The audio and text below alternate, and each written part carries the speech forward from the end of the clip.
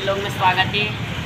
अभी हम बैठे हुए हैं और आपके क्या हालचाल, सपोर्ट करिए गाइस, आशीर्वाद बना के रखिए और सपोर्ट करिए और ऐसे ही प्यार बनाते रहिए और चैनल को लाइक करिए, चैनल को सपोर्ट करिए और ढेर सारा आशीर्वाद बनाते रहिए। देखो हमारे बाबा शाम खाटू शाम से बैठे हुए हैं, जय श्री श्याम।